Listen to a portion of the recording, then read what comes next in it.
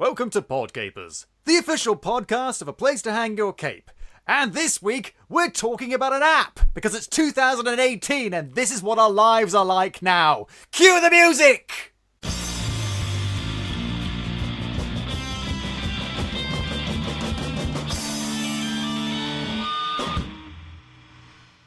Hello there, Capers, and as I said, welcome to Podcapers, the official podcast of a place to hang your cape.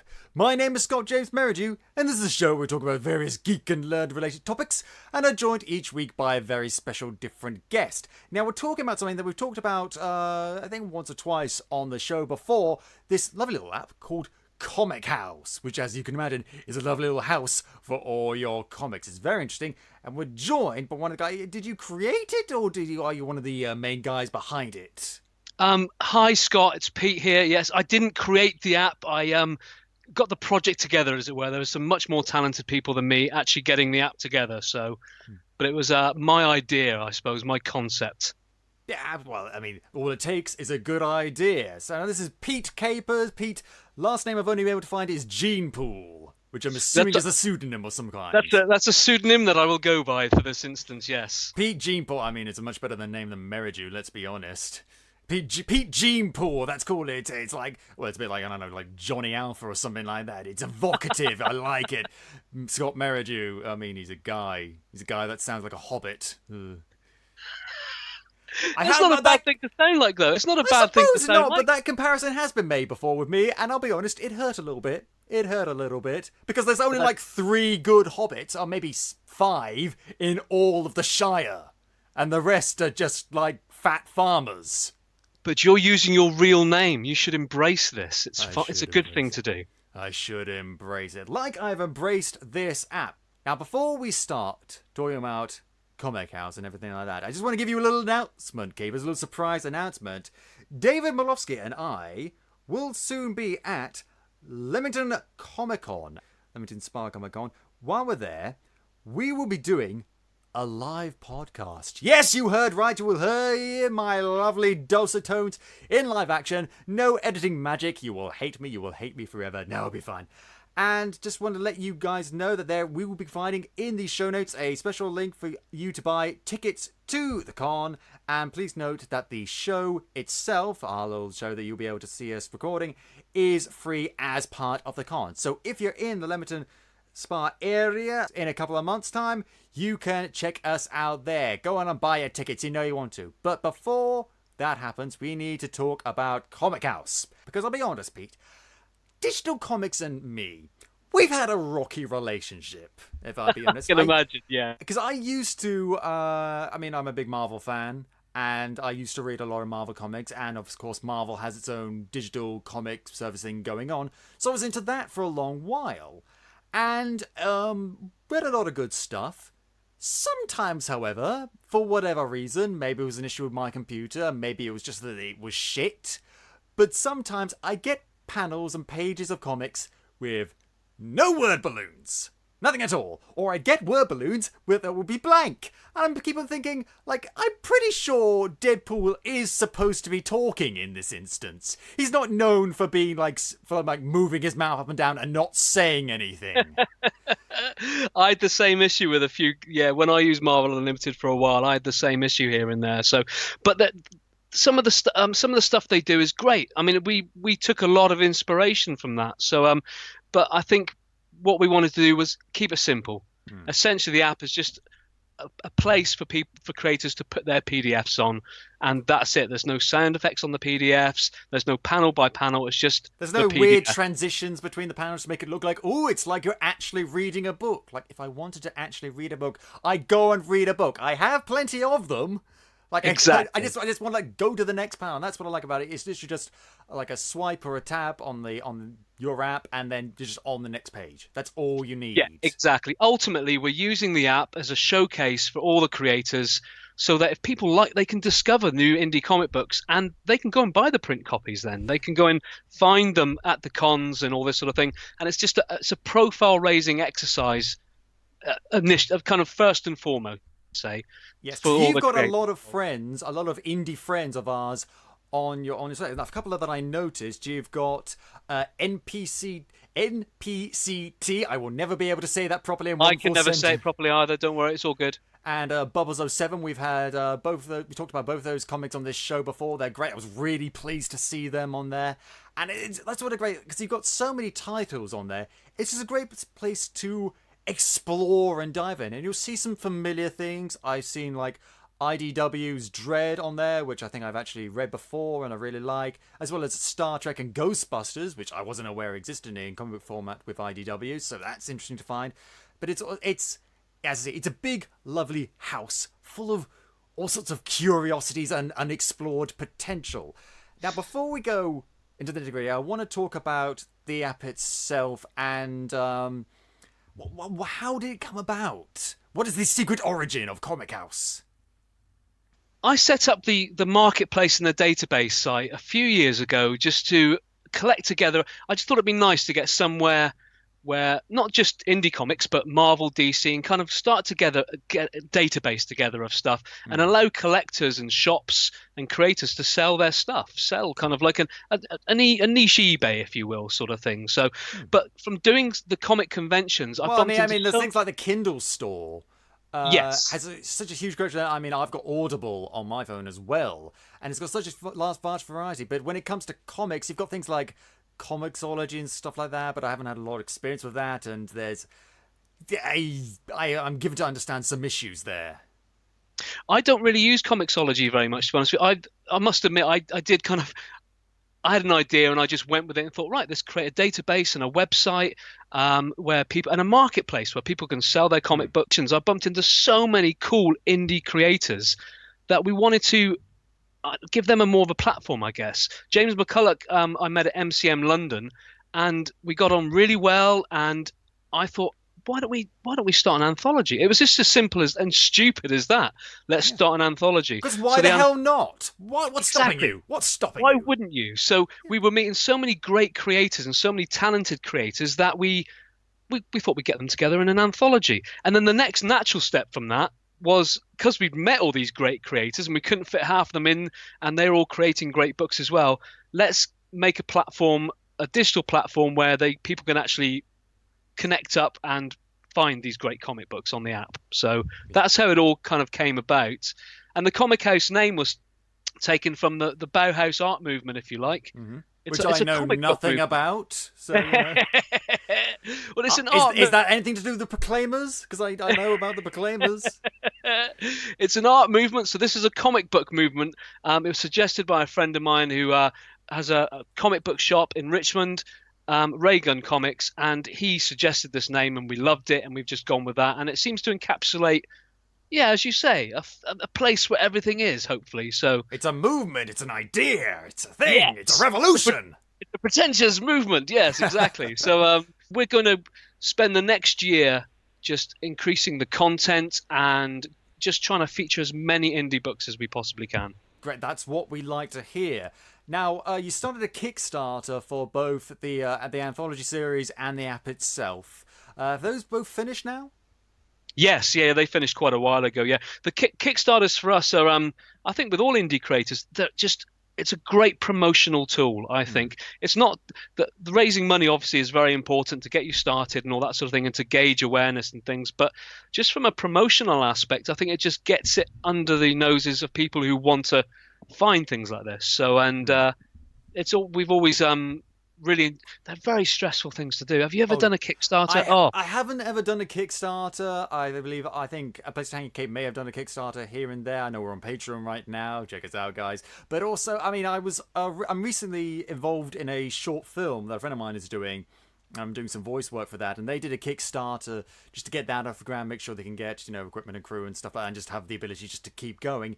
And they did it all properly with videos and everything, and everyone I talked to has done sort of Kickstarters, and it is very stressful because it's essentially like a ticking clock sort of thing. Yes. And you're waiting down like, we're going to get the money, and it's like you're a hair's breadth away from your dream. And it's, but I think it is simply just for getting the word out there, it is very useful, and also for getting money you need to do it. And that's the only thing that I hate about this industry, is that you need money to spread art to the populace, and it's not. Why can't things just be free? It's a real tricky one. It really is. I mean, that's something we're hoping the app is going to. But I remember when Spotify, because my background's music, so I remember when Spotify first started up, everyone was like, "What fresh hell is this? You're actually streaming music for people for free and all this sort of stuff," and it was just crazy. And but that's now where most of my music clients get their revenue from, and there's a nice stream of revenue coming in. So There's always going to be the late adopters. There's always going to be people saying, "Oh, this will never catch on," or "This thing does something pretty similar. We'll just stick with that." And then look where we are now. Who uses MySpace anymore? Who uses, well, one of the million things that we've forgotten about. So there's always going to be this thing that just gets us hooks into people. I think there's like Indiegogo and stuff like that, but more people use Kickstarter than Indiegogo now. So yeah, there's always going to be some people that's thinking like, "Oh, I just read my comics in my study with my dressing gown and my pipe. Thank you very much." Oh yes, Dennis the Menace, you are quite the rapscallion. First comic book character that came into my mind. You got me thinking about anthologies now. So immediately when I think of anthologies, my mind goes to the Beano. But it's where most of us started. I mean, I started reading the Beano and Buster and Whizzer and Chips and all that when I was a nipper. And then you graduate. Oh, wow. I just read the Beano. I didn't read any of that. Jeez, what a loser. Oh, you see, I'm old school, you see. So, and then you graduate into the better comic. Well, not the better comics. But the adult comics. The adult comics, yes, Big boy exactly. comics, absolutely. Yeah, and so speaking about the app, I've had a good look through it. I don't know that much about apps. I use a couple of apps, but I like simplicity, because if I get... He's talking about simplicity earlier, and if I see something that seems a bit technical and a bit complicated and stuff like that, even if I kind of need it or want to use it, I just get a little bit turned off, because I'm a simple creature. But you've got everything set up perfectly. There's your library, there's your browsing stuff, and there's, like the dashboard with the top rated stuff, so you can just like peruse and see, oh, what's new in Comichaus today? Exactly. We just wanted to try to keep it simple. It doesn't need to be that complicated. Yeah. We've got an update coming out later this month where we are going to be adding a few more features where you can strim through the pages a lot faster and all that sort of stuff. And especially if you've got big books, like the Dread books are 140 pages long or something like that. Yeah, I started perusing the Ghostbusters one, and I was like, 107 pages. Oh, I'm not going to read all of this right now.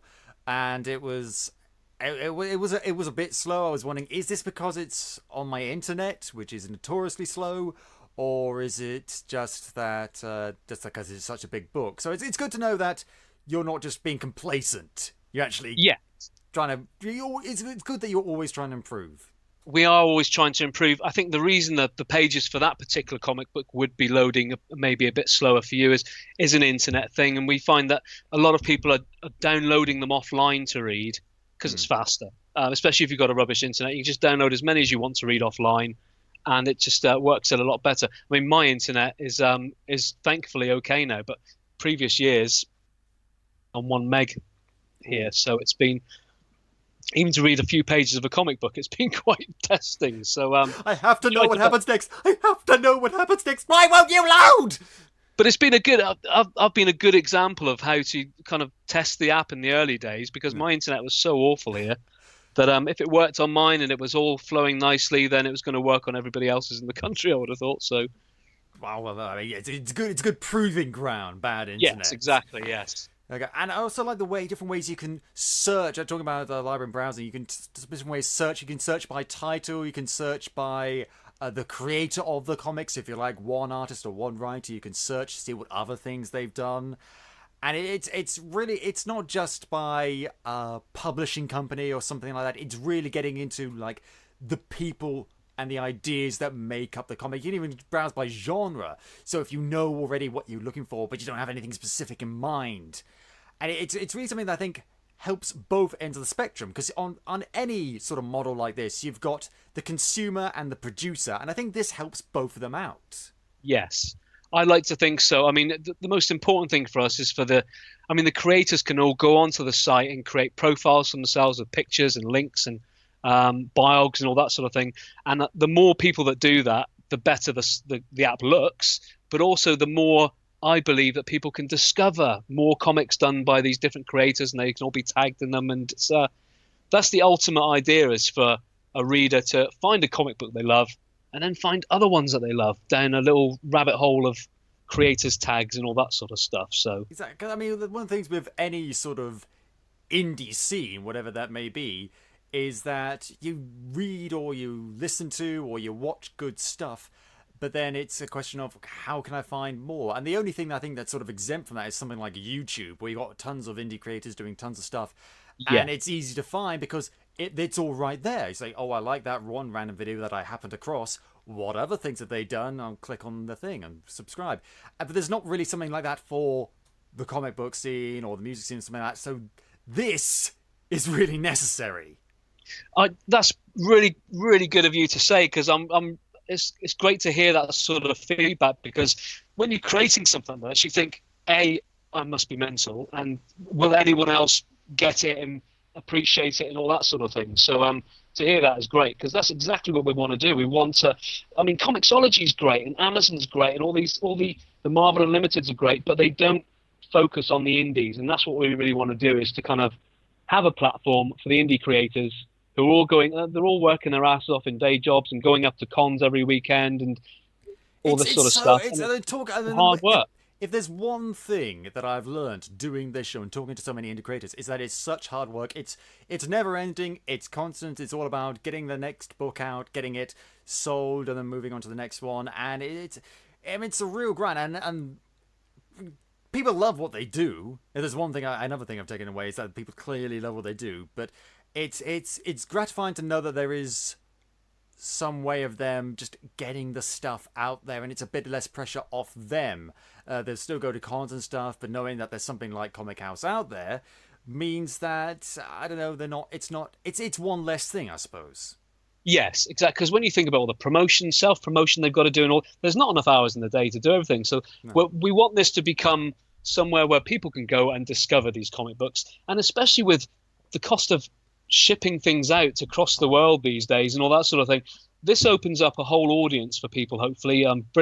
We've got some American creators on there, European, all over the world. It's a worldwide phenomenon, guys. Yeah, come on. Yeah, it's the Tinternet, all thanks to the Tinternet. But it's as you say, you created, you got a link where they can buy hard copies of the thing. You can read it on the app, you can read it online, you can save it offline. But if you want to actually hold it in your hands, you can get that. Yes, exactly. For us, it's the same sort of model as Spotify, where we've found that it's increasing the amount of vinyl that's being purchased. Personally, from our clients and our labels and bands that we're dealing with, people hear it on Spotify, they want to go and buy the vinyl. So we want to replicate that with our app versus the print, because I still love reading a print comic book. Everyone does. Absolutely. So it's the way of finding them. That's the thing with the advent of digital comics and digital media. People thought that print media would really go, and you could argue that in terms of like newspapers, that might be happening a bit, because we're absorbing things. But when it comes to entertainment, there's really, I don't want to say there's no substitute, because you can enjoy a digital comic just as much as a hard copy, but at the same time, that's not going to completely erase hard copies. I still read hard copies. It's not just the holding or the tactile sensation. It's just like knowing that they're there. Yes. Because I'm always worried that, the technological apocalypse will come, and then I won't be able to listen to any of my audiobooks anymore, any of my movies or anything, and it's just like, I like having them so that I know, so I can, build a DVD player out of wood and spit. Yeah. I will make that work! It's just nice to, you can't get away from how amazing it is to have a physical copy.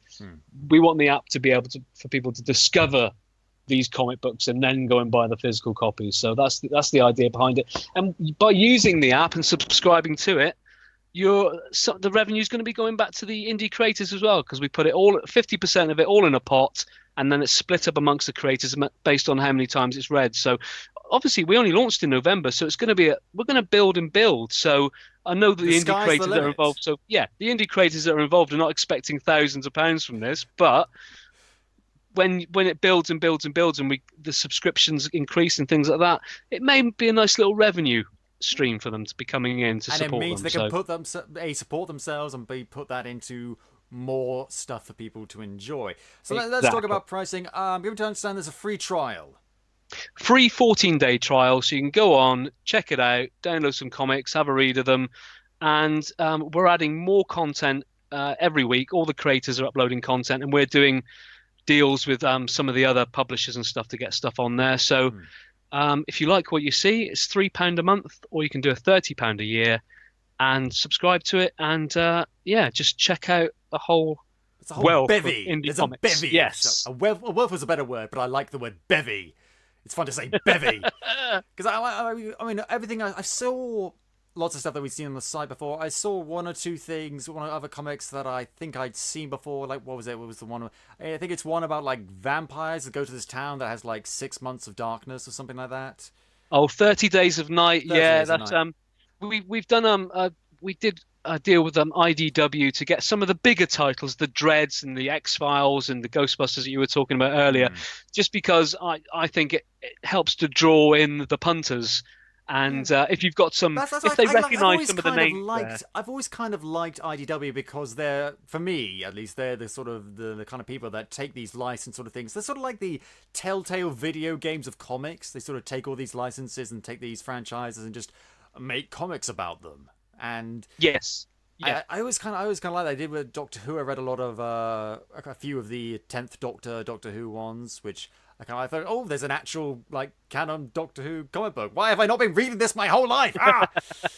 And so I was like that, and it's nice to see that, and as well as the indie stuff as well. And I was rather glad there wasn't any Marvel or DC stuff, as much as I like Marvel, just because, like, we've got that. You don't need that on it, do you? I think that's covered. The Marvel and DC stuff's covered. I think we do need some stuff like the IDW stuff that people aren't told. I think it might be a bit overwhelming for a comic book reader to go in and just see indie stuff, because where would you start? So I think it kind of, just to have a few of the Dread titles in there and all that sort of thing just breaks it up a bit, and it shows that we mean business. We're kind of getting the bigger names on that as well. Yeah, exactly. We're not messing around here.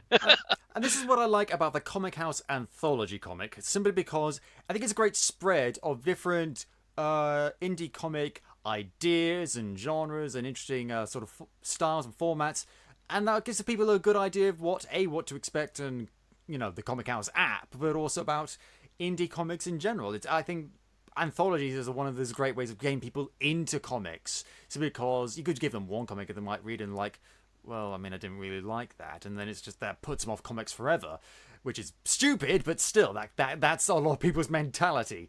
So you got to give them a wide selection, I think. Yeah, I agree, and it just means that we can, because it's only 6 pages per story, it means we can showcase 6 groups of creators in each issue. So, and we've had such a blast doing it. There's so much talent there. We've got the next year's worth already all sorted, or it's all the pages are in and all that sort of stuff. So we could do a weekly if we had the money. Do you know what I mean? And the time, but it's just not. It's just Hold not your feasible horses. to do it. One thing exactly, at a time. Exactly. So how many issues of the anthology do you have out right now? We've got 9 out at the moment. The 10th one's coming out in February. We're going every 2 months, even though that goes against what I was saying just now, just because the app's taking up time. And I was finding that myself and James were getting an issue together, putting it out, and then having to start the next one and get it out right away. And the monthly thing was just too much. So I mean, plenty of big comic companies like Marvel and DC in the past and currently do like bi-monthly sort of things. So, or is that really too much? Is that like twice in a month or 2 months bi-monthly? I don't know, but they do that. So yeah, it's it's not a big deal as long as you're getting it out. And 9 so far, considering you started in November, that's pretty impressive. Well, the app was started in November. The comic book's been going since August 2016, I think. So we were releasing it every month, and then it's gone every 2 months for the last few issues. But well, we've just loved putting it out, and we've had so much content through from all the guys. And as I said, the content that we've had in all these creators are actually creating their own comic books as well, and it's just great to see a nice little family building up around all this sort of thing. So and I know for a fact that Fred McNamara, the official sidekick of The Place to Hang Your Cape, has already reviewed them up to a certain point. I don't know where he's up to the moment. So if you want to find out more capers, you can go on Place to Hang Your Cape and find out more from him. We'll link in the description. But I want to talk about the first issue of Comichaus, simply because that's the one I've read so far, and I do already want to read more. You've got me hooked, you bastard. Good. So I think we're just going to go through it story by story, if you can cast your mind back that far to the very first one. Yeah, certainly, yes. So obviously the first one is Karen Shade. Now I like this already because Karen, despite the fact that she appears to be in quite a sticky situation, is She's quite angry about her scenario, and somehow, for some reason, I can't think why, I identify with that a little bit. I identify with someone over the top. Karen's angry in most situations, in all fairness. I think that's the way she deals with most of her things that are going on. But this was written by James McCulloch, our co-editor, and it was one of the first pages I saw for the first issue, and it just excited me so much that this was the first story we were going to put in. It really was. The artwork's beautiful as well. Jessica did a great piece of work on the artwork. So it's so polished. I mean, I like all the artwork in all the stories in this, but although I'm not really an expert in artwork, as I keep saying, but it's so polished and so smooth, and for want of a better word, like very not necessarily mainstream, but it's the sort of thing you would expect to see in a comic from, say, like Marvel or DC or something like that. So it's really up to a very high standard, but it's very fun. It's very fun. I love the little angry symbol she gets when she's on the phone to her friend. And she's like rah, rah, rah, rah, rah. That's my onomatopoeic impression of the little angry symbols that she has. Yeah, it's probably best you don't use the actual language that she uses, but yeah, it's I mean, Jessica Byrne and James are both coming back in issue 10 with Karen Shade Part 2, which is very exciting for me as well to have that back on board. So and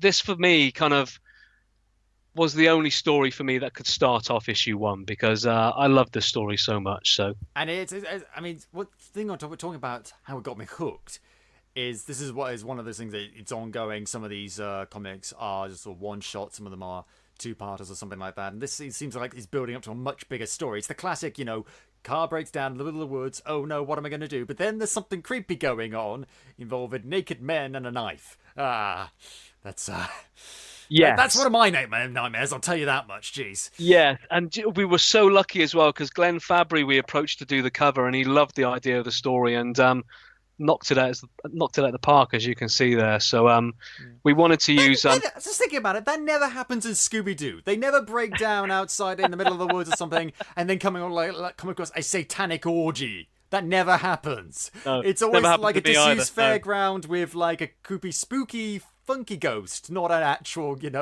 horrific cannibal cult. Yeah, exactly. Yeah, which is the whole anthology series is a mature comic book, so you're expecting some pretty. I mean, in this particular story, some particular Glaswegian swear words coming in and out every 5 minutes. But my favourite kind of swear words. Yeah, exactly. But it's it gets quite violent, and I quite like that. Oh, trust me, these stories, in terms of the creep factor, they get worse. We'll get onto that. Oh yeah. God. So I want to talk about Feather. Now, we talked about sort of like the introduction to a much larger sort of story in Karen Shade, but in Feather, this really feels like a slow build-up to a much more intense degree. Basically, I mean, Feather. Just the title alone is perfect, because you see feathers in the beginning when some guy's like hunting a deer with a bow and arrow, and it's like, ooh, what's going on here? It's like Alfred Hitchcock sort of sequel going on here. But oh no, because people are starting to get bleeding sores on their backs, like on their shoulder blades, right about the place you think, I don't know, like angel wings or something would be. It's quite an intriguing story, this, actually. It's Dave's created this whole universe, and Norrie Miller's done the art for it, and it's just, It's beautifully created. So you're only into the first issue here, yeah. But Yeah. it's 6 issues in total, so 36 pages in total, and it's a really nice verse that he's come up with for the whole thing. So and Norrie's just done such a lovely job on the artwork. The artwork reminds me of very much so of the comics I used to read as a teenager growing up. There's a real kind of nice vibe on that. So I mean, it's a combination of sort of like a low key, for want of a better phrase, sort of indie artwork, but also again, it's got that polished style. And it's very clearly formatted. It's so incredibly detailed, but it's not busy. You know, I've read comics where it's like a lot of stuff in all the panels is jam packed and it's very very claustrophobic. Here, there's just enough detail, but it's so nicely detailed that it makes you really think of it's an actual world. Because on the opposite side of that, I've read comics where it's very nice and very nicely drawn, but it's very sort of blank and sort of empty, and that's just done to bring out the world and the ideas behind it. But here, it's showing you a place that's slowly about to have its whole world turned upside down. yeah, exactly. And I love the way that Dave and Norrie both kind of just bring you in slowly into the story, build the characters as it should be, and just you wait for the kind of what on earth is going to happen into the next couple of issues. It felt like the sort of like the beginning of the second act of a big like BBC TV drama or something, where the big reveal of what's going on in this world is finally started to happen. It's just like, oh, what's going to happen in the rest of the episode and stuff. And it's although that would imply that the BBC is pulling out anything decent these days. It's okay, I guess. And so I mean, I thought it was just always. I love that sort of slow build up, because if you time, and it's everything is in the timing. If you time it right, because otherwise you're either dragging or you're rushing, and I don't like it. It's just the right amount, and it made me, and I think that's the idea of any good comic. It made me want to read the next issue. It made me want to keep going with the story. Yeah, that's right. Yeah. You can say that with anything, really. Any good story, be it a TV or a book or a novel or whatever. If you want to read more, someone's doing their job well. Yeah, and I think it's a hard job to do in 6 pages of black and white medium. It's a very hard thing to do. Spread out over several anthology issues. That's another thing, because it's a whole new structure that you've got to think of. Yeah, exactly. So you want to end up on a kind of some sort of exciting thing happening at the end of every 6th page, and it's a real tricky thing to manage. But I think all the guys in this have really managed it well. And as you say, Dave and Norrie have really built this up. So you want to read what's in the second issue. And then, which brings us on to Suited and Booted, which took a similar idea in terms of slow build-up. In fact, we're seeing like with a lot of these things, it will be like the beginning of a build-up and stuff, but they're all done in different ways, which I like. Because whereas Karen Shade was just like, we got a hint of what's going to happen next, and with Suited and with Feather, we got more like an introduction to the world, and then at the last minute, oh, something's really going on here, whereas stuff was going on in the background before. With Suited and Booted, we get more like, it feels more like a prologue to an idea. It's like The Hobbit to a later Lord of the Rings, an introduction to the characters and their backstory and the world and what's going on here. People went to Mars. Mars was good for a while. Aliens came. Mars was not so good anymore. Then aliens left, and it's like, what happens next? And it's, again, I'm talking about the busy stuff again. This one I did feel, in terms of the artwork, was a bit busy, but that's because there was so much information for us to have to go through, and luckily it was compensated a lot by like the word balloons and stuff like that. Like this is Mars, this is what's going on here, and that I think helped a lot. Yeah, I agree. It's the guy. I mean, John Layton, Dan Butcher have both. I don't envy them on this, because it's a massive amount of story to get into the 6 pages, just what we were talking about before. And but I think they've really pulled it off. Spread the prologue over like 2 issues or 3 issues. I mean, as you could, but that would be, then it's almost like you're teasing the audience. Like, okay, so this is like the beginning of it. When are we going to get to the actual story? And this is going back to what we were saying about structure. As you say, it's very hard to do. Yeah, no, totally. When you've got to introduce characters, give a backstory of the world that they now live in, and especially when they're living in a different world, and you need to tell them about the history of what's going on. It's not an easy thing to do at all, and I wouldn't have been able to do it. But it works. I think it works really well, this whole story, because it does get you in, and it does set it all up for you for the second issue. And I guess you're right, it is sort of a prologue. It is setting it up for what is going to be actually happening to these characters in the second issue. So Yeah, I mean, I'm not disparaging prologues. I like prologues. I think more people should do prologues because otherwise you're just dumping them into a world, which is fine. But then you're spending a bit of time, wondering what the deal with this world is, which isn't necessarily a bad thing. It's just a different way of doing things, and that's something I think I noticed in the next one, in the Troubleshooters, which I'm sort of annoyed with that title because I've come up with a character sort of like this side thing I'm doing called Troubleshooter, so they stole it from me. They stole it from me. Don't worry, guys, I won't sue, I promise. No, it's and which is Troubleshooter is one of my favourite genres, which is the sci-fi western, because it immediately makes me think of Firefly, and I have a little cry. oh yeah, we all miss the Firefly. I don't care, I'm still free. You can't take the sky from me. Fuck you, Fox. Fuck you. But what I like about it, it's kind of different because it's.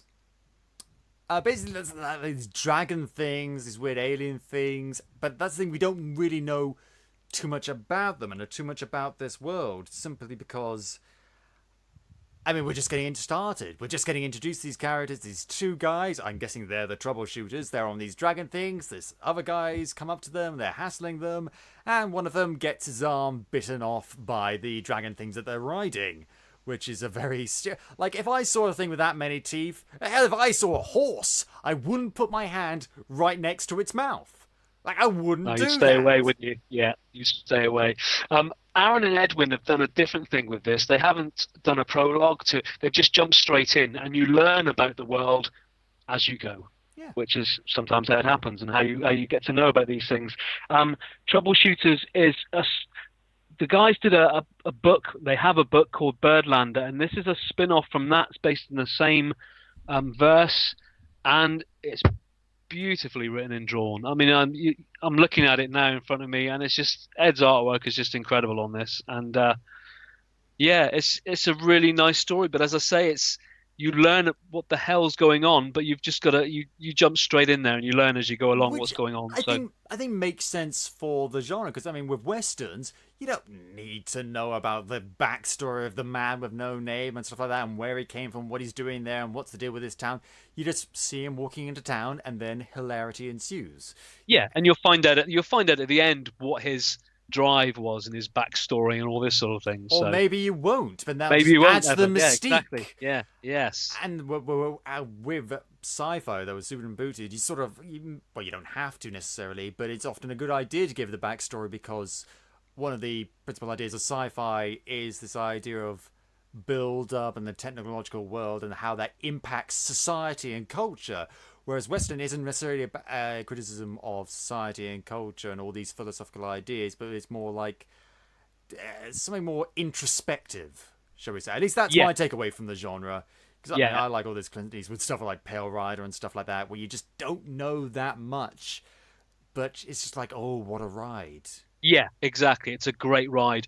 And they're also coming back in issue 10 for a new series of this. We've got Brendan McCarthy doing the cover for that as well. No, actually, issue 11, beg pardon. Issue 11, Brendan McCarthy's doing the cover for that. So, which is, again, a fantastic result for us. So we really hope it's going to encourage people to get out there and check these stories out. Yeah, because made me want to check it out more. I want to see what happens to these guys next. One of their things they're riding just bit a man's arm off. Like, come on.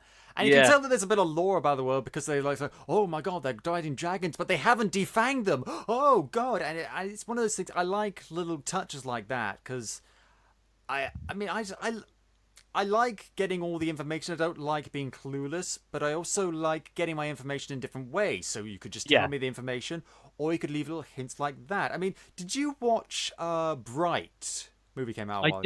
I did indeed. Yes. Well, now I've heard very different things about this movie. I think I think the reaction has been quite negative, but for me, I actually rather liked it. What was your thoughts? You know what? I was the same. It was I heard lots of things that were bad about it, and everyone was slagging it off to a certain extent. But for me, it was a Will Smith film with orcs, so I thought, I've got to check this out. What's not to love?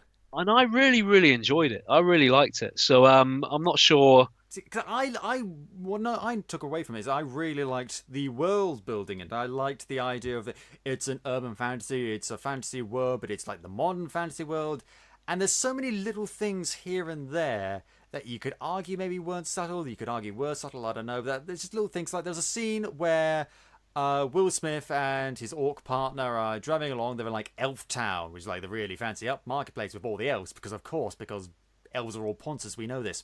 And there's this scene where like there's a chauffeur, an orc chauffeur, driving alongside them, and they stop at like traffic lights.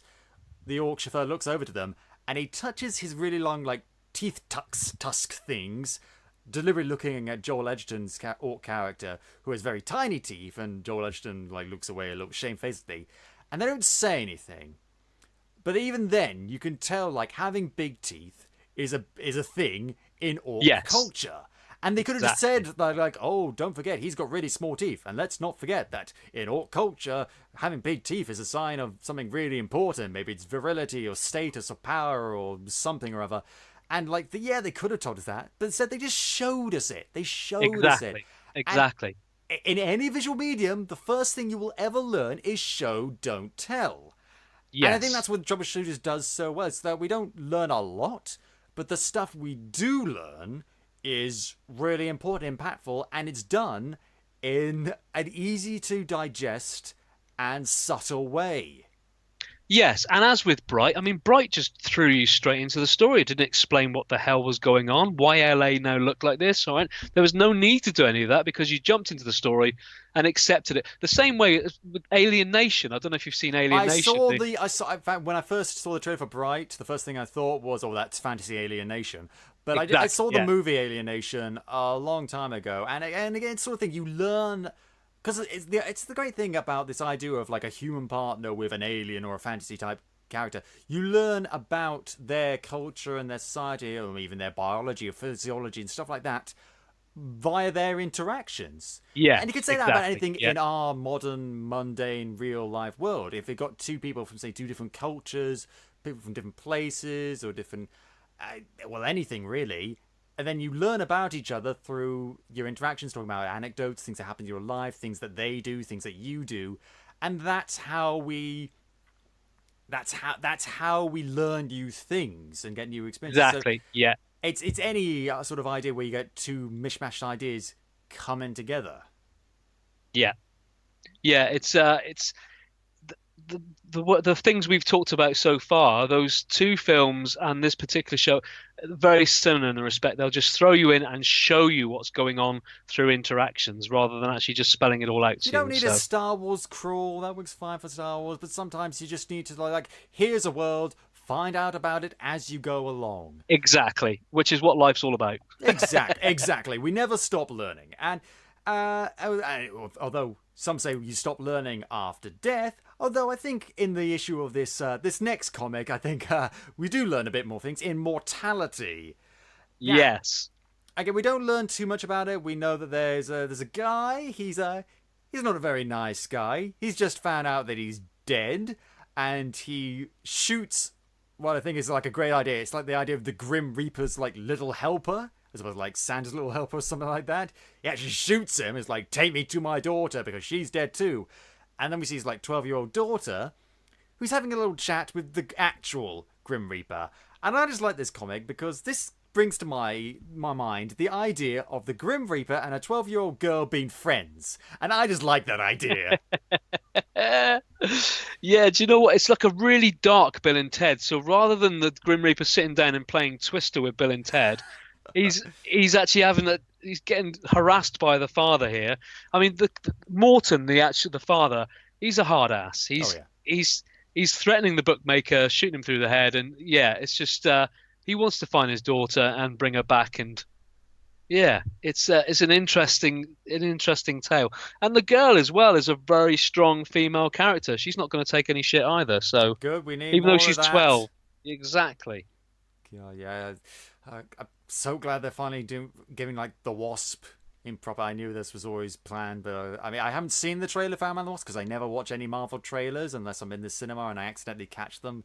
That happens. But we need more of this. You can point to plenty of comics that have female characters in there and some that have strong female characters, but we can always use more. Let's be honest, guys. Oh yes, yeah, totally, yeah, totally. Luke Cooper wrote, lettered, and did all the artwork for this series, and again, we loved this when it came in. We loved it, and we're really happy to have this involved with the whole Comichaus thing because it's just a really nice twist on a tale where, I mean, you meet the Grim Reaper, but you're not going to take his shit. No. You're just going to stand up for yourself, and I think that's the way to do it. Fuck you, Boney. It's the way I'll be doing it. Yeah. Excuse me, this whole death thing, it's really inconvenient for me, guys. Come on. And the other thing, it's the idea of it's creepy because, as you expect, death would be, but it's done in a very cool, very accessible way. Mum and Dad. I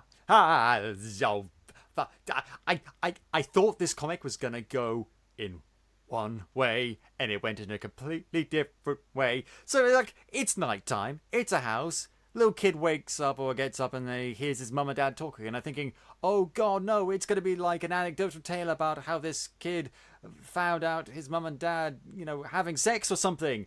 No, it's not. It's so much darker than that. It's not that. I'm almost afraid to tell people because I just wanted them to read it, but I don't think we should give any spoilers on this one. Yeah, I don't think we should give any spoilers. It's quite a terrifying piece. I mean, essentially, at the end of every Comichaus anthology, we've got a 6-page one-shot. So it's just a one shot at the end of the book. I don't want to see the sequel to this. Jeez. No. Tom Ward wrote this.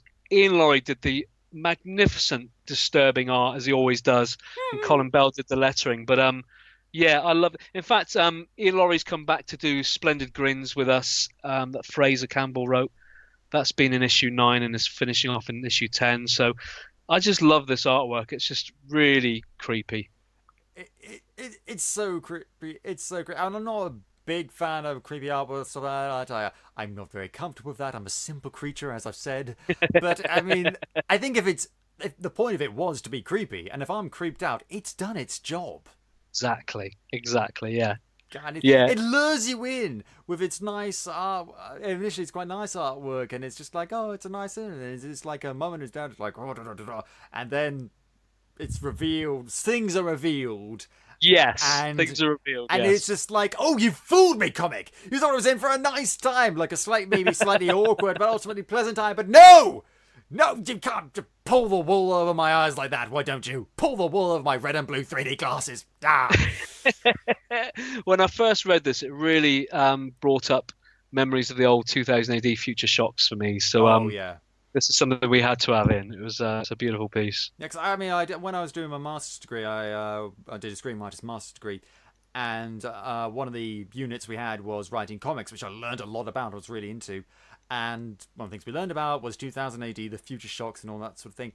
And I wrote a script for one, and it's very hard because I can't remember what the conditions are for the Future Shocks. Do you remember the condition for the Future Shocks, like how in terms of length it's supposed to be? No, I can't honestly remember. No, I think they're all about 6 to 8 pages, but I can't remember what the actual official submission lines are at all. No. No, but you've got to create a story in a short amount of time, and I didn't do a very good job of it. I had to really wrap up my story really quickly. I wasn't too pleased with it, but those sorts of things has always fascinated me, and that's what one of the things about 2000 AD, it's one of the biggest British comic book publishers out there, but the fact they're still doing that sort of thing, and it's still open for anyone to submit something, is I think it's really good. And speaking of 2000 AD, one of the biggest things, other than like Judge Dredd or something like that, is Strontium Dog. And I noticed an ad in issue 1 of Comichaus for, was it a Strontium Dog Johnny Alpha fan film?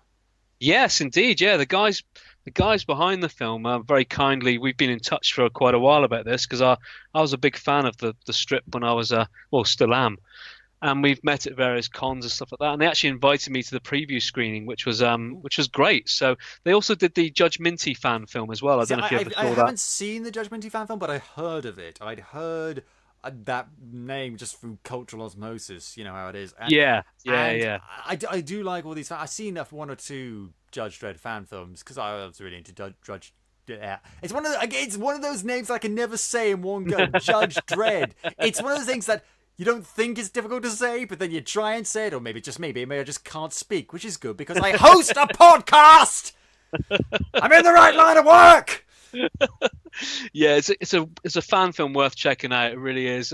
We went to a previous screening and John Wagner was there, and all the guys who created it was there. And it's just really, I can't recommend it enough for people to check out, because I just wish somebody would throw a load of money at them and just say make a whole film. To be honest with you, but we do try to kind of be a bit. I mean, there's a page in each anthology as well recommending our peers' comic books and all sorts of things like that, and things that we recommend. So we don't want to just keep everyone tied down to Comichaus. We want to broaden everyone's mind a bit and just recommend as many great books as we can, really, to be honest with you. So as I say, it's good to get the word out there because you're trying to support the indie comics thing as a whole. But one thing I have noticed about fandoms and pop culture as we do today is that a lot of people can make a lot of fan films to a very high degree. I've seen quite a few fan films here and there, some based on like Marvel projects and DC comics, others are Star Wars and Star Trek, and a lot of them are very, very good, but they face a lot of criticism and a lot of crackdown, especially on YouTube, from the people that own these sort of franchises. Even if they're making no money, they're really clamping down on them, and I hate that with a passion. It is. Yeah, I can understand that, because it's a form. It's a great form of. I'd be quite chuffed if somebody did a fan film about something that I'd done. But I think it's with the Strontium Dog movie. I think John Wagner's been very supportive of it. Obviously, that's good. And to I hear. think I think everyone's been really behind it, and it's a not-for-profit thing. They're doing it, so they're not making money out of it. It would be different if they were making something about a property or a franchise that they don't own and they were making money for it, that they were keeping for themselves. That I would have an issue with it, because it doesn't matter whether you're a big company or you're an indie creator. Like, if you create a character that you own and that you spent time working very hard on, like, no one else has the right to make money off that unless you've entered into some sort of agreement. No, exactly. But if it's literally just a fan film, not even a short film or anything like that, it's just a fan film with some people coming together to celebrate characters and ideas that they love, not for profit, on their own backs, which they don't have to do. Like, no, exactly. What's wrong with that? Thank you for celebrating the thing we love, is what they should be saying. And yeah, exactly. It really. I mean, let's be honest, Capers. There's a lot of things that gets on my wig. There's a lot of things that makes me angry. This is one of them. It's also because I watch a lot of abridged anime. Do you watch any abridged anime and stuff like that? I don't. No, I don't. Tell me. Okay, so like, what annoys you? Oh, because I mean, I love abridged anime because it's taking an anime, redubbing it, and making it a bit more slanted towards being funny. Things like Team 4-Star who do like Hellsing Ultimate abridged, Dragon Ball Z abridged. There's other companies that do like other people that do like Sword Art Online abridged, and they come up with these really interesting new takes on these established properties, but they do them for free, and they change the nature of the characters and stuff like that, and everything they do is legal because it comes under, in several different countries, this idea of fair use and parody laws, which states implicitly if you're taking someone's third-party materials and using them for an entertainment basis or an analysis basis, if you're parodying them or satirizing them, which clearly these abridged anime, if you watch them, fall under, then they are legally protected. However, because they're all on YouTube or other small things like that, these big companies just have free reign to demonetize them, to have them taken down, to make them come under all sorts of legal pressure, which they do not deserve, and they do not need, because they're not doing anything wrong. In every single decent and proper anime abridged anime you will ever see, they always start with such and such is created by so and so and so and so and so and so. Please support the official release. They always start that way, and don't you big creators, big industry, big company, whoever you are, have something better to do than attack somebody who is celebrating the thing that you made, is not taking away any revenue, in some cases is increasing popularity in this thing that you made, so that people are going to you to get so you can get more money, and is also completely fair, legal, and above board. I don't care whether it's an abridged anime or it's a fan film. If something is doing has been deemed to be legal by the law, you do not touch them. If you want to change the law, that's fine, because I personally believe there's a distinction between morality and legality. But if they are protected by the law and you are disregarding that law, then I think that's time to bring the torches and pitchforks and death to the aristos. Because, no, you don't do that! We've touched a nerve here, I can tell. Well, in fairness, that's not difficult to do. I'll rant about anything. Oh, look, a speck of dust in the air. Fuck you, speck of dust! But it's... especially when you consider that these people are trying out... They're doing this, and by doing it, they're going to get more experience and become proper kind of filmmakers, producers, editors, sound recorders in the future, sort of thing. So I agree. I've been on film shoots. I've been on short film shoots, and even when it's tiny things, only like a couple of minutes, it's a huge undertaking. You need so many people and so much equipment. People take a lot of time out of their lives, whether they're doing it professionally or on an amateur level, to do it. And when you see the scale of some of these fan films, I haven't seen the Strontium Dog fan film, but I've seen others, and they're quite long. They're very technically competent, and they're done to such a high degree of production value. And I just think of how much time and effort and money that they themselves would have put into it. They would put their own money into it. Yeah. For nothing other than to celebrate this thing and then to just get shat on by whoever it is. And it's just it's the most insulting thing. I know there's a lot of problems now with fan culture, with fans having petitions to how films they don't like being declared non-canon, and millions much more problems. But at the end of the day, there is something very good about fandom, whether it's being a fan of indie comics or of the bigger stuff. And you don't... If someone is not doing anything wrong, you leave them alone. Especially when it's building your brand. If somebody else is building your brand and profile for you, then as a fan, go for it. Yeah, absolutely. I mean, the big thing for me was watching a lot of YouTube reviews of movies who would use clips, and they constantly get demonetized or constantly get this big thing that was trending along a while ago, started by several different people, where's the fair use? Because that's the name of the law, the actual law, fair use and power deals, and it's an irritation. I don't know if that's come across, but it's a bit of an irritation. I'm getting your gist of the irritation. Yeah, yes. you start to think, actually, I think he might be a bit annoyed. Huh.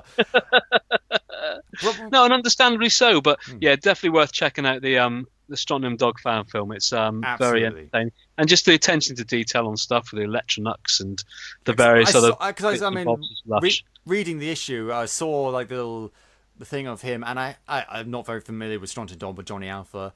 But for what I have seen, that looks pretty damn good. So some of the weapons in there are just amazing. Yeah, I love it. Yeah.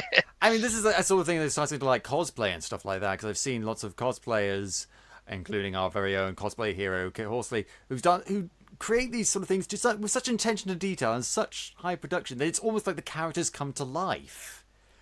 And you really have got to take your hat off to these sort of people.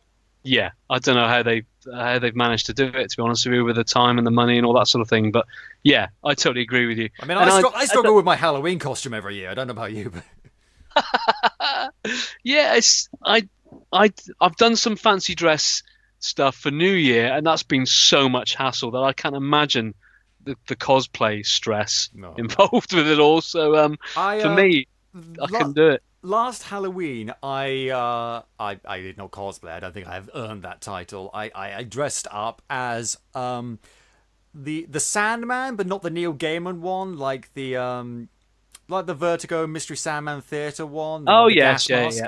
And it was really, I want to say, one of the best costumes I ever done. Not much to do with my whole. It's one of the best ones I've ever done. I went to the Edinburgh Fire Festival, the Samhain Fire Festival thing, with lots of half-naked people in face paint thinking fire everywhere. It's a whole thing, and went to the sort of parade there, and a lot of people, not wishing to brag, asked to take my picture, asked me to take their picture with them, which That's is what you want. exactly what I want. I was rather pleased, and the best thing I was doing, I was also trying to creep them out as well because I wasn't saying anything. I was completely silent, so as they were like, "Hello, could we have a photo maybe with you?" And I would just nod slowly. It was like, okay. In and I was character. like, yeah, because I never scare people in real life. People don't get scared. Maybe small children when they see my face, but I don't really scare people in real life. So that was kind of fun. And when I was walking home, a lot of people were like, "Oh shit, that guy." Ugh. And then I got home and I took off the mask and thinking I feel really pleased with myself. But all the way home, I was kind of wondering, like, is it raining or something, or is there like water somewhere? Because I could hear water. And it was weird. And then I took off my mask, and then a whole glop of water came out. Because there was no air holes in my thing, or no, there's not a lot of ventilation. The condensation from my breath had formed a small pool of water in the mask. So I had no idea it was there. I could just slightly hear it. And it's Sloshing around. Sloshing around. And I really should have factored that in. I should have factored that in. I should have realised that when my eye socket thing started misting up slightly so I could barely see in a crowd full of people. That should have been my first warning. See, I get that every time. I went to do paintballing once, and I was wandering around the woods, not being able to, just fogged up and not being able to see anything whatsoever. So there could be someone right next to you that you have to shoot and you don't know. I got shot so many times. It's obviously a ventilation issue, but I'm not sure of the way around that or not. I'm sure some professional cosplayers will contact you with some advice. Yeah. Well, that never happens though in superhero comic books and superhero movies. You never see like Ant-Man or Captain America or whoever like get fogged up eye masks. That never happens. Or go into an alleyway and slosh out their helmets because they're full of sweat. Oh god, you can imagine Iron Man just like a little port, just like tink opens and then just like water slows out, and someone asks, "Is that your piss or something?" No, it's just my sweat. That's not any better, Tony. That's not any better. Oh god. So now, is there anything else about Comichaus that we can talk about? I just think that it's we've covered most things, to be honest with you. Yeah, I think we've got a good spread. I don't want to talk about I only read the one issue of the Comichaus Anthology because we've reviewed them on the site before, so you can check the stuff out there. I don't want to repeat stuff, but also simply because I want people to go and check this stuff out for themselves. I'll give you a bit of an introduction to the ones in the first issue, so please do check them out and just download this app. It's free to download, isn't it? Free to download, try free for 14 days, and then you can subscribe if you wish to keep getting access to all the comics that are being added to it. So, and as I said, this year we're because we only launched in November, soft launch. We're really now, this is the time we're getting all the content together and getting it all looking lovely.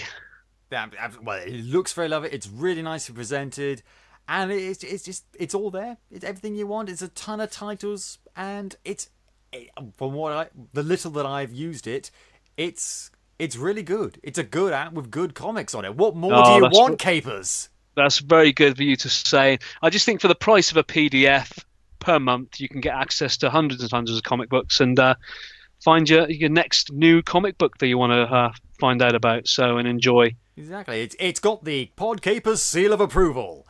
Oh, thank you very much, sir. Thank you very much indeed. I really appreciate you just taking time with this crazy ideas we've had and showing us such support. Thank you, Scott. Here on Podcapers, we live for crazy ideas. We were made for crazy ideas. Let's take a guy with red and blue glasses and put him on the internet. It's very much appreciated, sir. Thank you. Well, thank you so much, Pete, for joining me today. Thanks, Scott. Thanks for having us on. It's been an absolute pleasure. And if you, Capers, enjoy the show, please tell your friends, shout it from the rooftops. And if you haven't already, go back and listen to some of our other super episodes. Like the first time I mentioned Comichaus with Fred, we did like Fred's top 10 comics at the end of last year, so check that out. And you can listen to this show on iTunes, Podbean, YouTube, or at podcapers.com.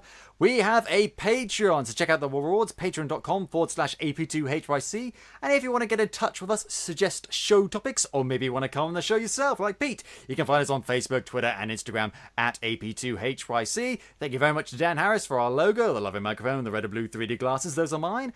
And thank you for listening. This has been Podcapers, the official podcast of a place to hang your cape. Cue the music!